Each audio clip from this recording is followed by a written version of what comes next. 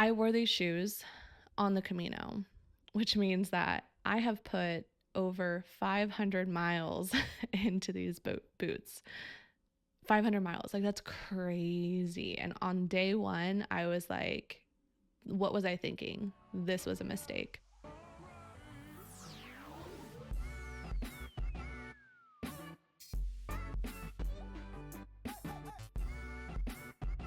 Hey, babes, welcome to Codependency Alchemy, your go to podcast and community for the raw and sometimes uncomfortable truths we need to face in order to create relationships that actually feel good. Together, we'll explore what's underneath patterns like codependency, anxious attachment, and the mother wound, and learn how to create authentic, nurturing connections. I'm Alyssa, your favorite codependency and relationship coach, here to teach you all the things that I learned the hard way so hopefully you don't have to.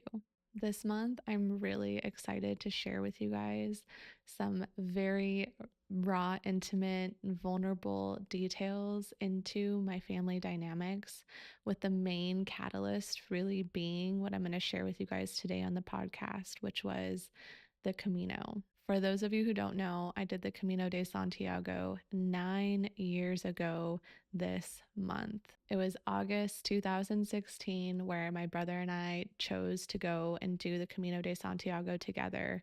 And honestly, my family has never been the same since.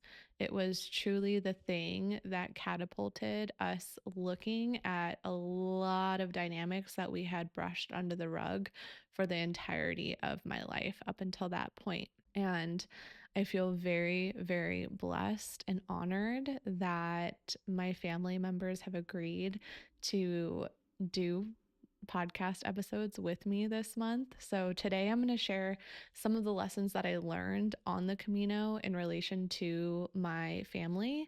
And then in the weeks, not the months, the weeks to come, I'm going to be having them on as guests so they can share about how this, catalyst of the Camino really pushed us into looking at some of these patterns in a new way and the healing that came from them. As uncomfortable as fuck as they were, we were never the same after this experience, after this shake up to our families and to our lives. I will never be the same. And yeah, I'm just excited to share that here with you guys. So let's get into this week's episode. Before we dive in, I just want to say a very quick thank you. Thank you, thank you, thank you from the bottom of my heart for the 300 members in the Codependency Alchemy membership. You all make this podcast possible. I could not continue to show up and give this from my overflow if it wasn't for you pouring into me in this very, very nourishing way. I have done everything I can to make sure that the membership is also a supportive and helpful space for you. And so if you benefit from this podcast at all, at the very least, I would greatly appreciate you just pausing for a moment to leave a rating or review, whether you listen on Spotify or Apple Podcasts. This is just a really sweet, free way for you to support the podcast and reaching more people. And if you have means to support the podcast by joining the Codependency Alchemy membership on Substack, there is a special discount code for podcast listeners in the show notes or description box below. I made it only $63 for a whole year of support.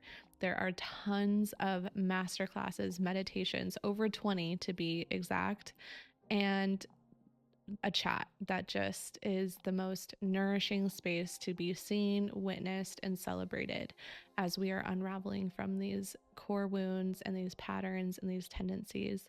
It is so, so helpful to have a space who gets it. So if that's available to you in whatever way, or you're feeling called to support this podcast, this movement, this community, please take a moment to sign up. It takes 2 seconds and it continues to help me do this, a thing that I love, and give back to you in all of the ways.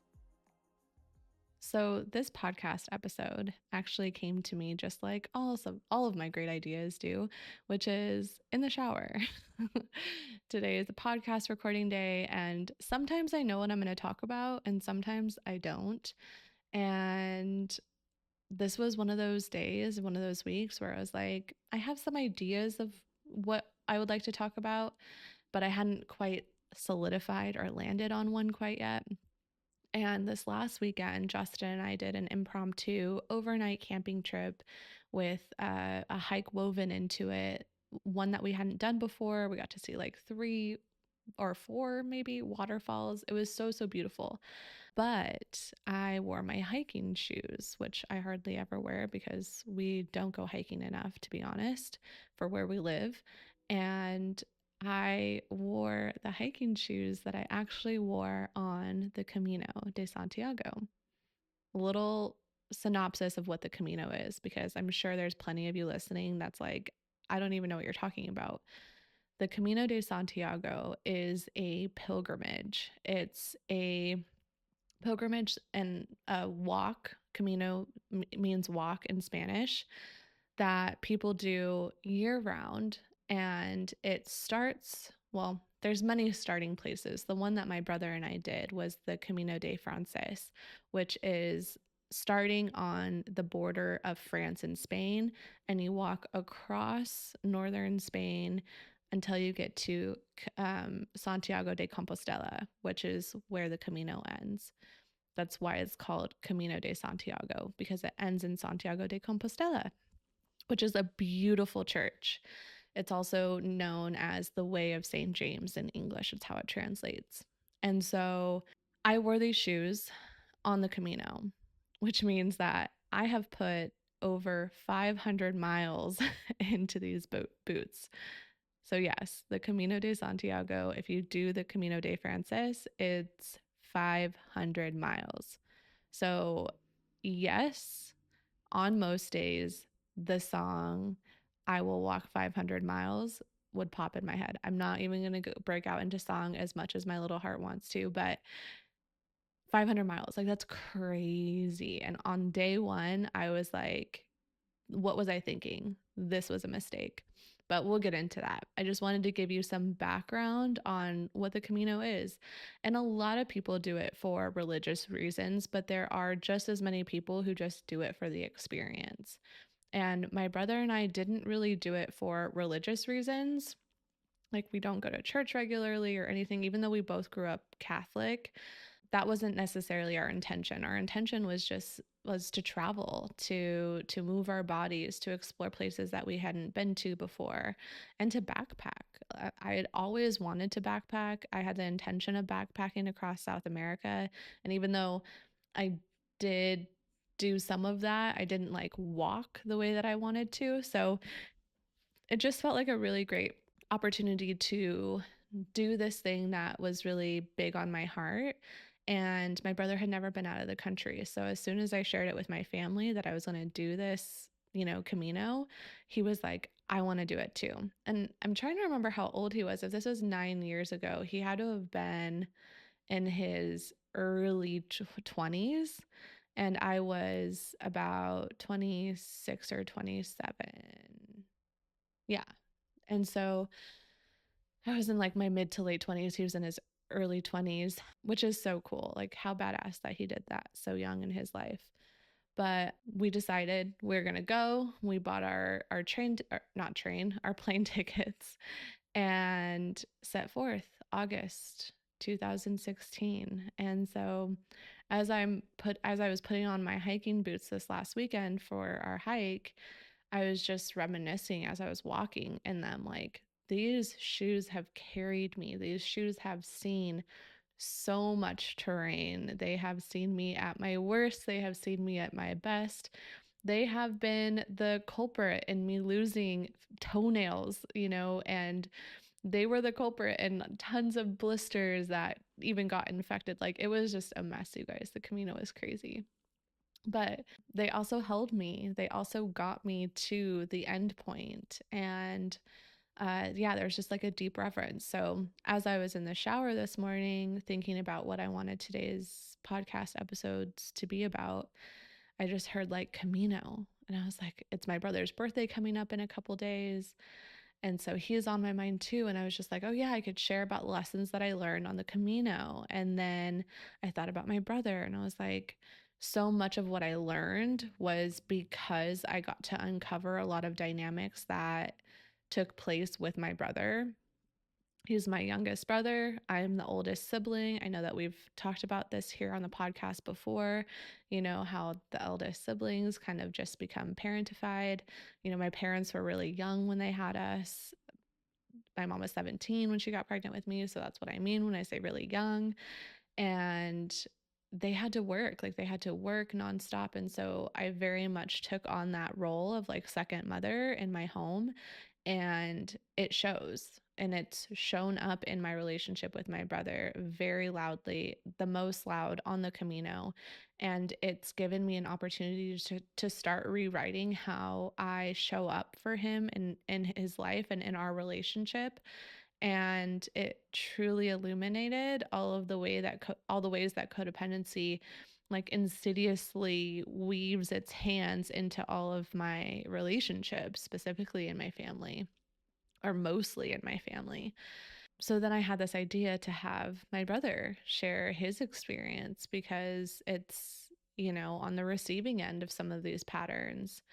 And then as I was talking to my mom about it, I was like, my mom and I had a roller coaster of a ride when I was on the Camino too, because I started enforcing these boundaries and I stopped trying to take care of her and her feelings and actually like spoke my truth for the first time. And that was really uncomfortable for me, but it changed the trajectory of our relationship forever. And then as I was talking to my mom, and she was like, yes, I'll do a podcast episode with you. Like, I've learned so much. And I think there's a lot of mothers out there that are similar to me. And if we can shed light on that, I'm down. So then I'm like crying because I'm like, that's so amazing. My mom's down. And with my dad, you know, I'm probably going to cry even just thinking about it. Like, him and I have been through it in this lifetime. I know I haven't shared about it too much on the podcast because it is a sensitive topic, but there was sexual abuse and trauma in my relationship with my dad. And I have a really beautiful relationship with him presently. And I think a lot of that is a testament to the conversations that we had while I was on the Camino. So when I say that the Camino was this catalyst in so many ways for healing across all my relationships and my family dynamics, I fucking mean a catalyst. Like the word doesn't even hold the embodiment of the shifts and the changes that took place in my life. And so my dad also graciously agreed and is really excited to share about what has transpired for us in our relationship as well. So when I say this month is going to be a really intimate look into my family dynamics, I mean, this month is going to be a really intimate look into my relationships and my dynamics and my family. And I guess I just want to really take a moment to express my gratitude for my family members who are willing to come on here and be seen, to speak to some of these stories and sharing what their experience was like, and the deep healing that's been possible by starting to bring awareness to these patterns and talk about them. Because in my family, a lot of this is just like brush under the rug, like don't talk about it, don't talk about it. It's uncomfortable. And that still comes up a lot of times. And also, we're talking about it as well. Like there's moments where we are courageous enough to say the thing or to set the boundary or to communicate a truth that is important to us in that moment. And like I said, a lot of it is a testament to what transpired on the Camino. So that's a little, I guess, overview if you will, of what this month is going to look like. Each month or each week, I will have an interview with one of my family members. But today, I just want to share a little bit about what I'll be diving into with each one of my family members. And I'll start with my brother, since that was the most, close and in my face dynamics that showed up. And then we'll have a full episode with him where he can share his experience as well. But my brother, the story I want to tell you guys about the lesson I learned on the Camino was this specific day on the Camino where we walked from the place that we had stayed the night that evening the place that we had stayed the night to the next place. And that was usually about a 10-mile or so distance. So we usually woke up like 4 or 5 in the morning to try to beat the heat. Again, we were doing this in August, so it's still hot. So we would leave early in the morning to get wherever we were going by noon at the latest, maybe 1. We would have lunch, we would take our showers and just kind of relax for the rest of the day before we woke up at 4 or 5 the next morning to do it again. On the Camino, you have to have what they call a pilgrim's passport. And this pilgrim passport is basically what gets you your entry into the hostels where you can stay. And most of the hostels will not let you stay unless you have the pilgrim passport, right? In our case, like that was always the case. So we always had to show it. They gave you a stamp and then they'd give you your bunk or your bed or whatever it was. And we've stayed in some amazing places. We've stayed, in the bell tower of a church. We stayed in this like cute little home. We stayed in this huge hostel that had like hundreds and hundreds of people staying there. So we saw everything from really small intimate settings where you're kind of like all making dinner together to these really big hostels that, house hundreds of people. So it was really cool to experience all of that. And anyways, I digress. We get to the specific day, we get to where we were supposed to stay, and it's hot, we're sweaty, we're tired. I'm usually like hangry. I'm ready to just like put my bag down, go grab, some sangria, a bottle of wine, put my feet up basically for the day. So we get there, we check in, and my brother cannot find his pilgrim passport. He doesn't have it. He doesn't have it. It is gone, nowhere to be found. And I panic for him because they're like, we can't let you stay here. You need to figure out where your passport is. And Dominic is just like, I left it at the last place. And I'm looking at him like, I'm not walking 10 fucking miles back because you forgot your pilgrim passport. Like, there's just no way. I'm tired. And now I'm freaking out. They mostly speak Spanish. And so, like, I'm a poor translator trying to figure out how to navigate this. And at this point in time on the Camino, we were walking with who I call my Camino mama. She is an amazing woman. And maybe, hopefully, I'll get her on the podcast as well. And she was just a beacon of light in our life. She was someone who really helped hold us and illuminate a lot of our patterns with us. She's a psychotherapist. So, like, of course, we found our way to a psychotherapist who would walk with us, or who chose to walk with us. And she was there at this point in time. And so Dominic's freaking out. I'm freaking out. I'm probably not helping him because if I'm freaking out, he freaks out. And my Camino mama just, kind of puts her arm around my arm and she looks at Dominic and she goes, all right, love. She's Australian, so she's got like a cute little accent, everything. She's like, all right, love, you go ahead and sort this and we'll be waiting for you at the restaurant, down the street. And I look at her like she's crazy. Like, I can't leave my brother here.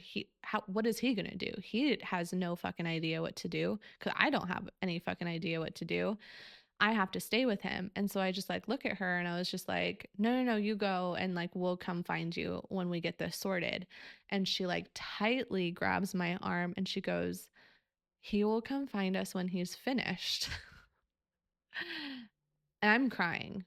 I'm like, she's like, come on. And Dominic is looking at me like, how dare you fucking leave me in this situation? Or at least this is how I remember it. This is how I perceive it in that moment. It'll be really interesting to hear like his take on this whole situation actually. Um, so she pulls me and we leave Dominic, and I'm crying. Like, I'm bawling. I am freaking out. I'm like, he doesn't know how to do this. What is he going to do? How is he going to figure this out? I'm thinking he's going to hate me. He's going to be mad at me. And so here's the patterns. Let me go ahead and illuminate them. I didn't have a conscious awareness of this at the time, but now I use it as that like beacon of light for me when I start going into this pattern. I have taken care of him my whole life. And a part of me benefits from taking care of him because when I solve the problem for him, it makes me feel important. It makes me feel needed. It makes me feel efficient. It makes me feel smart. It makes me feel all these things, right? So just noticing that, okay? And so we're sitting, my Camino mama and I, at this restaurant. I'm trying to calm myself down. I'm feeling overwhelmed. I'm worried, like I said, that Dominic's pissed off at me. And really, not that much time has passed. He comes waltzing in, just beaming, stoked, happy, sits down, orders a beer. And I was just like, I'm still frantic. I'm like, so what? Like, what's going on? He's like, oh yeah, no problem. Someone's driving it over. It'll be here in like 30 minutes. And he was just so proud of himself. He was just like, yeah, I called them. We talked on the phone. They got it in a car. They found it. It was easy and it's on its way. And he was just like elated. And it was that moment where it was like my stomach turned and I realized I have taken away this feeling from him his entire life. It's going to make me cry thinking about it. Like, a part of me took care of him because I had to at the time, right? Like, no one else was going to do it because my mom was at work, my dad was asleep, whatever it was, whatever that pattern, or not pattern, but the situation was. And so I took that. But in taking that, I started growing into this codependent relationship and dynamic where I feel good when I take care of him. It makes me feel important when I take care of him. It makes me feel needed, like I was just saying, when I take care of him. And it's made me really efficient. It's made me really smart. It's made me really like problem solving. And I benefit from that. And so seeing as an adult how it has taken away from his ability to problem solve, to figure it out, and to feel the level of excitement and proudness and enthusiasm and like that, like I did it and I didn't need any help. Like he hasn't gotten that as much as I have gotten that. And so just realizing how much I've stripped that away from him unconsciously. Like I said, I will hold grace for myself because it kept us alive and safe in a moment and in a time and in situations where I needed to show up in that way. However, I created this codependent dynamic that it was like feeding me and not seeing how it was taking from him. So going back to that analogy that I've shared with you guys here on the podcast before around codependency being like we have this vessel and we fill it and we fill it. So like that need to be needed, that need to be validated, right? Because when I go and save the day, so let's say I stayed and I made the call and I figured out where his passport was and I got it on the in the car or in the van to be transported here. I get all these little wins and all these hits of dopamine that's like, I did it, I did it, I did it, I did it, I did it. And it feels good, right? And then they're validating me. Thank you, thank you, thank you. Thank you for doing this. I'm so glad I didn't have to figure it out. I mean, that's not what they're really saying. But it's like, there's also this validation of like, they needed me, right? And they feel glad that I was there. And so now I get some level of fulfillment. My good feelings about myself have become dependent on people needing me a certain way. But where is that actually taking away from their sovereignty, their autonomy, their level of fulfillment within themselves? Okay. So that was this dynamic that continued to unravel in our time together in Spain. I had to start seeing that he was capable. And the more that I keep looking at him with eyes that say he is not, because I'm more efficient. I'm sure a lot of people on the podcast resonate with that concept. Like, yeah, he could do it, but like, I can do it better and faster, stronger, blah, blah, blah. Just because you can do it better, faster, stronger doesn't mean that you should do it over them. Just because I can do the dishes better, fold the laundry better, like doesn't mean that Justin shouldn't do the dishes, fold the laundry. Just because I can get from A to B faster doesn't mean that they shouldn't have the same opportunity to get to A to B, especially if it's their thing.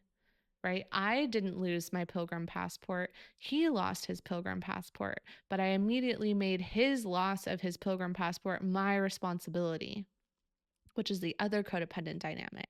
Whatever you're going through that is challenging means I'm going through that same challenge. And that takes away from autonomy and sovereignty. It takes away from their opportunity to take responsibility for their situation.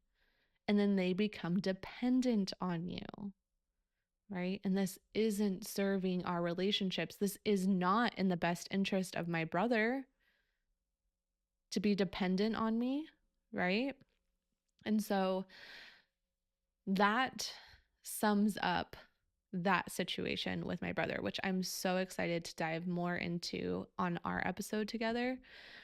But next, I want to get into my relationship dynamic with my mother.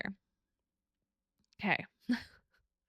My mother and my dad's story are a little interwoven. So I'll probably be talking about a little bit about both of them. I need to take a deep breath. I'm trying to figure out how much backstory needs to be shared, wants to be shared around what kind of unraveled for us as a family. When I was a teenager, I told my mother about the sexual abuse and trauma I was experiencing from my dad. Like it had happened my whole life, and I finally was like fed up as a teenager, and I was like, I am just going to tell my mom, like this has to stop. I'm like crawling out of my skin at this point. And I beg her not to tell my dad. Like that's my only ask. My only ask is like, I'm telling you because I want this to stop, but please don't tell him I told you this. That is my only ask. And she immediately went and she told him. Like, not the next day, not like, a month. Like, we got home right after I told her in the car. And the first thing that she did was grab the phone and call him at work. So, no time lapsed. Like, it was immediate. And in that moment, I learned that I needed to take care of her feelings and emotions. I needed to take care of other people's feelings and emotions. Like what I needed didn't matter more than making other people feel comfortable, because it was clear she was uncomfortable. She was not okay. She was just like any mother would be. Like she responded like how I imagine any mother would be, just like mortified, feeling all the feels, right? It's a betrayal from her partner. It's a whatever feeling inadequacy for like a mother. She experienced her own stuff growing up, and I know that's something that she really didn't want us to experience. So just like that feeling of failure, like all the things were coming up for her. But anyways, I learned to shut it off. What do I need to do to make you feel comfortable? Because this is not worth it to me, because now I feel like I'm responsible for making everyone feel more comfortable. So I learned how to just shut the fuck up, take it on the chin, and brush my feelings aside. Now, the sexual abuse did stop. So thank goodness it did that. but it was just a really huge rupture in my entire family. So I'm giving that context because on the Camino, this trauma with my dad, this sexual abuse with my dad was really surfacing. This was something that basically we as a family had completely shoved under the rug. I was also equally convinced that I was fine.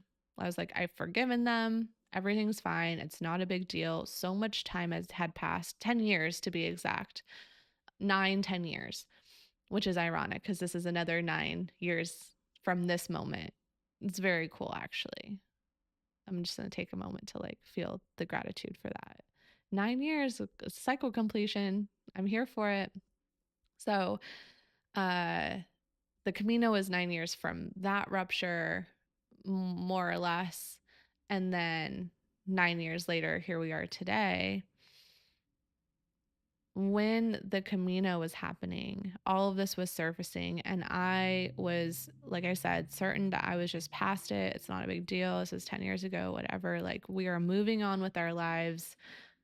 My parents are still together. They were still together even then. And it was just like, why would I bring it up again? The one time I brought it up 10 years ago, it did not end well.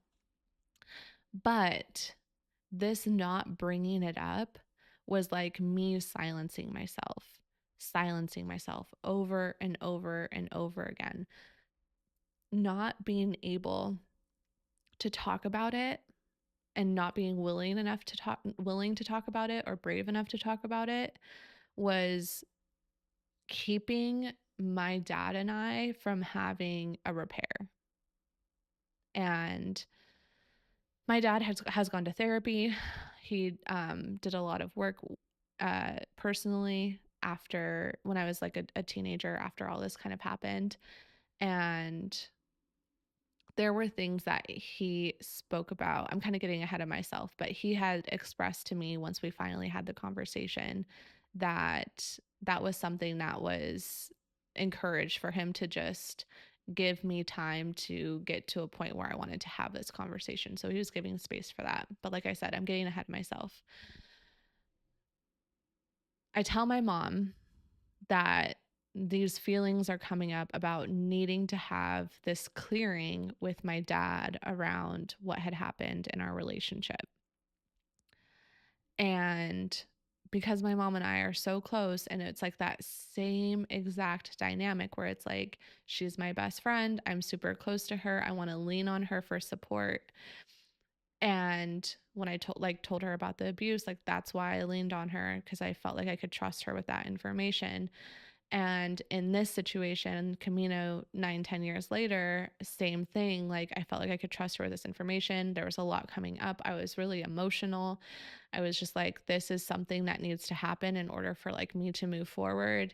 I didn't realize how much of this I was still carrying as a burden, and just like how much it's weighing me down. Like I feel like I just need to like take off the layer, like just all these backpacks that I'm wearing for all these people that are not mine. And so I'm sharing this with her. And I told her specifically, I'm not ready to have this conversation with dad yet, though. So please don't tell him, because I don't want him to worry. I don't want him to get anxious. Like, I just need more time to really think about what I want to say and what I need to say. So I asked this of her, right? Well, she immediately goes and tells my dad right after she gets off the phone with me. And I, responded the same way I responded 9 years ago when it came up when I was a teenager, which was just taking care of her.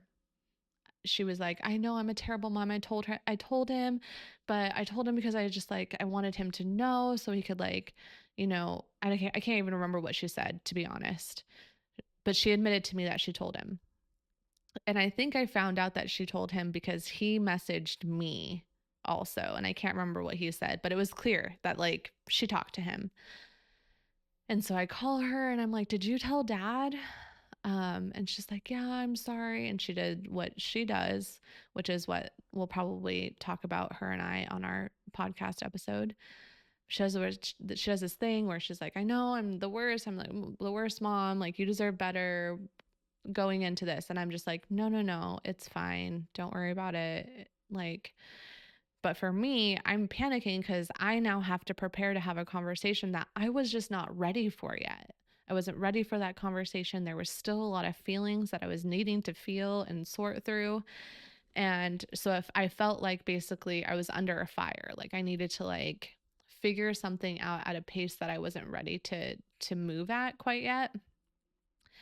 And my Camino mama, she was right there when I was having this conversation with my mom. And, I get off the phone with my mom after saying, it's fine. No, I love you. Don't worry about it. It's not a big deal. Everything's going to be fine. Like, I am now caretaking her. I am now validating her, praising her, like calming her down, right? Something that I learned as a child that then lives into my life. Okay.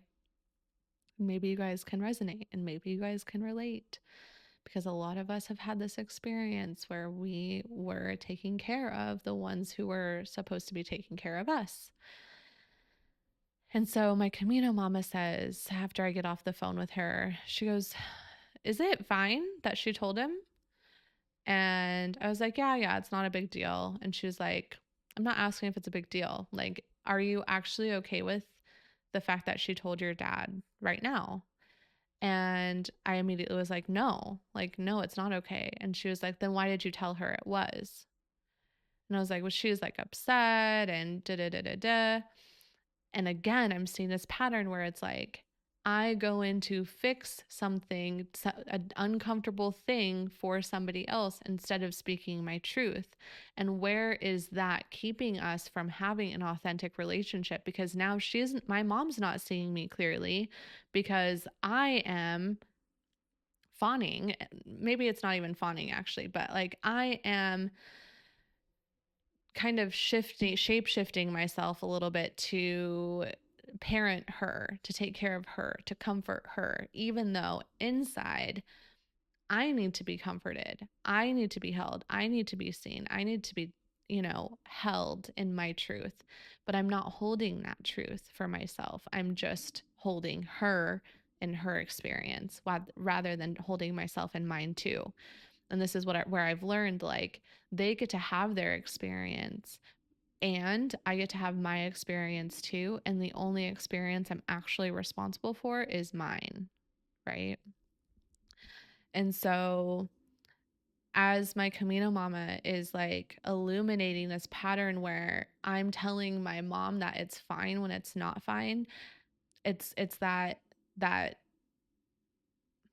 what I'm seeing is this correlation, and maybe it lands for you guys or maybe it doesn't, but it's like that covert manipulative thing that we do as people pleasers, which is like, I say one truth that isn't actually true to make the situation seem or feel better, quote unquote, when really it's not true. So it's a facade, right? Because now how I treat my mother is maybe with resentment, it's maybe a little withdrawn, maybe it's not as open or as vulnerable, which would lead her to question what's going on here. Is something off or something wrong? And now she's not sure why, because I said everything was fine, but really it wasn't fine. So what I ended up doing in this situation with my mom is I went back. This was the hardest fucking day of my life, questionably harder than my conversation with my dad, actually. This was days later. I think, I don't know what time was during that time, days, maybe a week, I don't know. But it was just me and my brother at that point, our Camino mama and us. We kind of split ways at a certain point, which is something that happens on the Camino. You come together, you go apart, you come together, you go apart. And it was just me and my brother. And I was like, it's time. Like, it's time for me to have that conversation with her. And I remember I was out on a hammock. The sun was beaming down and it was so uncomfortable. I do remember at this place we had really, really good paella. Thank goodness afterwards. But I was kind of a mess. But I called my mom and, I said that I know that I said that it was fine, but it actually wasn't fine. And the impact of her telling my dad when I told her not to, the impact that it had on me. And she went into what she did in that conversation before, which is, I know I'm a terrible mom, blah, blah, blah. And I just said, you know, and that's a cop out. Like, that's you still not taking responsibility for what you did. And I'm not going to sit here and tell you that it's okay, because it's just not. It's not okay what you did. It it was hurtful to me. It impacted me negatively, and I'm not going to try to fix your feelings around it. Like, I can't remember exactly how I said it, but I remember, like, here's another opportunity where she's doing the thing that she's learned to do too. Like, this is a learned behavior. Like, she's not intentionally trying to be a bad mom, and I'm not saying that she is a bad mom at all. She's been an amazing mother in my life and continues to be. And there were these moments and these ruptures where I would caretake her, that I needed to just let her be in her discomfort around her doing something that negatively impacted me. And can I hold her discomfort without trying to change or fix it, while still standing in my truth? And like, that completely changed our relationship, like forever, in the best of ways. So yeah, I'm really excited to kind of get into that with her. It'll be really interesting to hear just her experience. Her and I have talked about it since. It's been a long time since we've talked about it. So yeah, I'm curious to see how all of that unfolds. But lastly, we have my dad. And that conversation, like I told you earlier, I was kind of getting ahead of myself. He was waiting for me to feel ready to have this conversation. And it was just above and beyond what I could have ever asked for in a repair from a parent. I got to share my truth with him. I got to share how growing up in that type of environment affected me. And he did nothing but take full responsibility. He was so emotionally, like, nurturing in that conversation, which, growing up with my dad, he couldn't have been more opposite, honestly. It was like I got to experience a completely different father in that moment. And yeah, he took radical personal responsibility.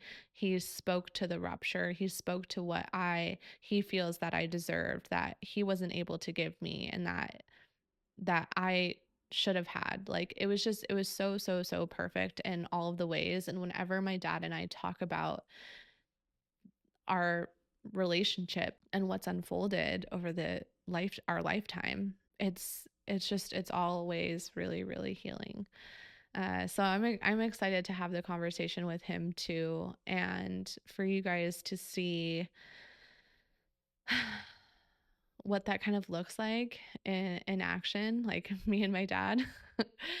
I know that this is a topic and situation that I really don't speak too much about. I think as a way to protect myself a little bit, because I fear judgment, to be honest.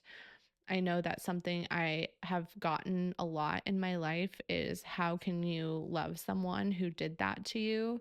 How can you let someone like that into your life that has done that to you? And just not being able to see me or him or our relationship in a way that is supportive or understanding or compassionate. And I don't like to operate from a place of needing to defend myself or defend my relationship. So I think that's why I hold it close to my chest. But I also see a really powerful opportunity to illuminate what this looks like for us, because something that is like very clear is that, even though him and I have healed so much, it doesn't change the fact that there were things that happened that I will always have to have certain boundaries around. And yeah, so I think people think like, oh, so he just like gets away with it. And that level of thinking of somebody getting away with something is not really the lesson or the teaching in this. It's how can we see through someone's costume that they've put on as this like level of protection and see through to the soul of a person, because we are all love at our core. And how can we find ways safely, right? This isn't like giving grace to where you keep receiving harm. That's not what I'm saying here. What I'm saying is like, how can we see through to the core of a person while still simultaneously making sure that we hold boundaries for ourselves so that we are not on the shit end of the stick, right? I don't know why that came through. Shit end of the stick. You know what I mean? Receiving end of the shit. I don't know. But yeah, so it'll be interesting to see what comes through in our conversations. My dad and I usually cry when we talk about these things. So I might just hear like a sob fest, or maybe not. I don't know. Maybe it will surprise me, but it feels really beautiful to have this, like I said, that 9 year, that cycle completion, and it being in this month of August where all of this really came to the forefront 9 years ago, and seeing how different we are, how our relationships have changed for the better, what that looks like now versus what it looked like then, even. And so, yeah, I hope you guys enjoy the next few podcast episodes. If you guys have questions, or if you guys want to share your reflections around anything that I shared today, please don't hesitate to reach out. You can send me a message on Substack, or you can DM me on Instagram. Again, if you haven't, we'll go ahead and wrap up for today because this got a little bit long, and I'm sure we'll dive way more into it in the following episodes. But if you haven't left a rating or review, I would really, really appreciate it if you took a moment before heading off to another platform to just give a quick rating or review on Spotify or Apple Podcasts. And if you're not already a subscriber, whether it's free or paid on Substack, please make sure you subscribe with the link below so that you can get these weekly episodes in your inbox, as well as tons of resources and support. It's not all in the membership under a paywall. A lot of it is also available to you as a free subscriber. So it's a great way to stay connected. It's a great way to receive more tools and practices and supports in our community. And yeah, I just love to see you there if you feel called to joining. So that's what I have for you guys today. Thank you so much for witnessing me in this Camino journey. And I look forward to sharing more intimately with some of my family members in the weeks to come. So, thank you all. I love you all so much, and I'll see you next week. Bye.